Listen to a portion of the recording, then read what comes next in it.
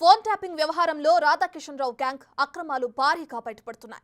3 నియోజకవర్గాల ఉప ఎన్నికల్లో విపక్ష నేతల డబ్బును రాధాకిషన్ గ్యాంగ్ పట్టుకుంది. ఫోన్ ట్యాపింగ్ చేసి డబ్బు ఎక్కడి నుంచి ఎక్కడికి వెళ్తుందనేది తెలుసుకుని ప్రణీత్రావు ఇచ్చిన సమాచారంతో పోలీసులను పంపి డబ్బు పట్టుకునేది. ఇక 3 ఉప ఎన్నికల సందర్భంగా మొత్తం 9 సార్లు ఇలాగే డబ్బు స్వాధీనం చేసుకుంది. ఉప ఎన్నికల్లో టాస్క్ ఫోర్స్ ను రాధాకిషన్ రావు గ్యాంగ్ అక్రమాల కోసమే వాడుకుంది.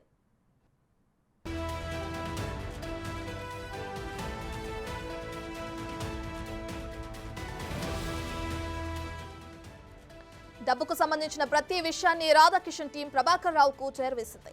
ఆయన ఆదేశాలతో విపక్ష నేతల డబ్బును రాధాకిషన్ టీం వెంటాడి పట్టుకుంది. 2018 ఎన్నికల్లో శేరిలింగంపల్లి టీడీపీ అభ్యర్థి ఆనంద్ ప్రసాద్ కి చెందిన 70 లక్షల రూపాయలు, 2020 దుబ్బాక ఉప ఎన్నికల సమయంలో బేగంపేట దగ్గర ₹1 కోటి స్వాధీనం చేసుకున్నారు. ఆ డబ్బు దుబ్బాక బీజేపీ అభ్యర్థి రఘునందన్ రావు బంధువుకి చెందిన చిట్ ఫండ్ కంపెనీగా నిర్ధారణైంది. 2022 అక్టోబర్లో మునుగోడు ఉప ఎన్నికల సమయంలో గాంధీనగర్ దగ్గర ₹3.5 కోట్ల స్వాధీనం చేసుకున్నారు. ఇక ఆ డబ్బు బీజేపీ అభ్యర్థి కోమటిరెడ్డి రాజగోపాల్ రెడ్డికి చెందినదిగా నిర్ధారణ అయింది.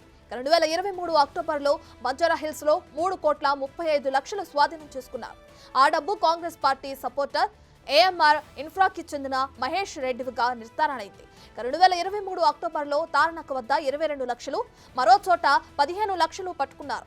అదే నెలలో హిమాయత్ నగర్ లో కాసిల్ మాలిక్ నుంచి 49 లక్షలు, భవానీ నగర్ లో ముస్తఫా ఖాన్ నుంచి ₹1 కోటి స్వాధీనం చేసుకున్నారు.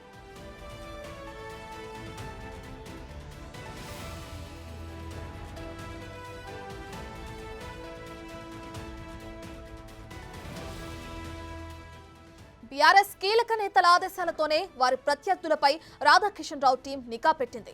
రాధాకిషన్ రావు కన్వెన్షన్ స్టేట్మెంట్ లో మరోసారి బీఆర్ఎస్ సుప్రీమో అని పోలీసులు పేర్కొన్నారు.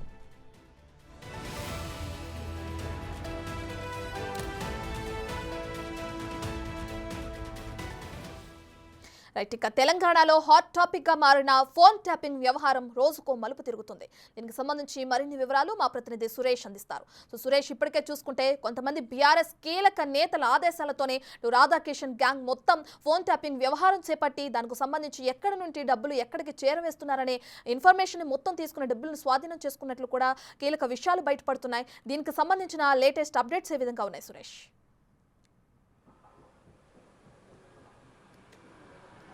రాధాకిషన్ రావు రిమాండ్ రిపోర్ట్ కన్ఫెషన్ కాపీలో చాలా కీలకమైన విషయాలు దర్యాప్తు బృందం ప్రస్తావించింది.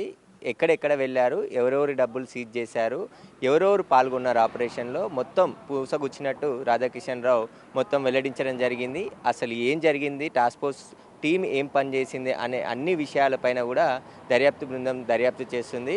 ఈరోజు కూడా డీసీపీ విజయ్ కుమార్తో పాటు ఏసీపీ వెంకటగిరి దర్యాప్తు బృందం అధికారులంతా కూడా బంజారాహిల్స్ పోలీస్ స్టేషన్లోనే ఉన్నారు.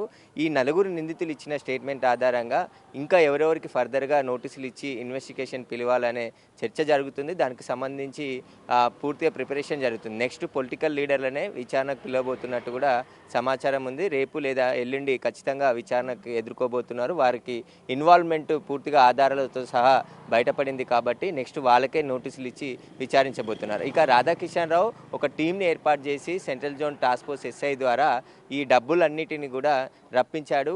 మరోవైపు ఎవరైతే ప్రతిపక్ష నాయకులు ఉన్నారో ఉప ఎన్నికలు కావచ్చు, మొన్న జరిగిన అసెంబ్లీ ఎన్నికల సమయంలో కూడా పూర్తిగా ఆపరేషన్ ఏర్పాటు చేసి ఎవరెవరు ఎక్కడెక్కడ మాట్లాడుతున్నారు వారికి సంబంధించిన ఫోన్లపై నిఘా పెట్టుకొని ఆ ప్రణీత్రావు అందించిన సమాచారంతో రాధాకిషన్ రావు చాలా చోట్ల డబ్బులు స్వాధీనం చేసుకోవడం జరిగింది. రైడ్స్ చేసి ముందుగానే సమాచారం, ఎందుకంటే ఒక పర్టికులర్గా వెహికల్ నెంబర్తో సహా పలానా రూట్లో వెహికల్ వెళ్తుందా అనే సమాచారం ప్రణీత్రావు అందించడంతోనే రాధాకిషన్ రావు టీం వెళ్ళి అక్కడ పైసలు స్వాధీనం చేసుకోవడం జరిగింది. భారీ ఎత్తున, ఎందుకంటే దాదాపు ఒక చోట 3.5 కోట్లు, ఒక చోట ₹3.30 కోట్లు, మరో చోట ₹1 కోటి, మరో చోట ₹1 కోటి, ఒక చోట 75 లక్షలు, ఇంకో చోట 25 లక్షలు, ఇంకో చోట 15 లక్షలు, దాదాపు 10 కోట్లకు పైగా నగదును సీజ్ చేశారు. అంటే వీళ్ళంతా కూడా ముందుగానే ప్రీప్లాన్గా బీఆర్ఎస్కి సంబంధించిన కీలక వ్యక్తి ఆదేశాలు ఇవ్వడంతోనే ఈ ఆపరేషన్ చేసినట్టు రాధాకిషన్ రావు చెప్పడం జరిగింది.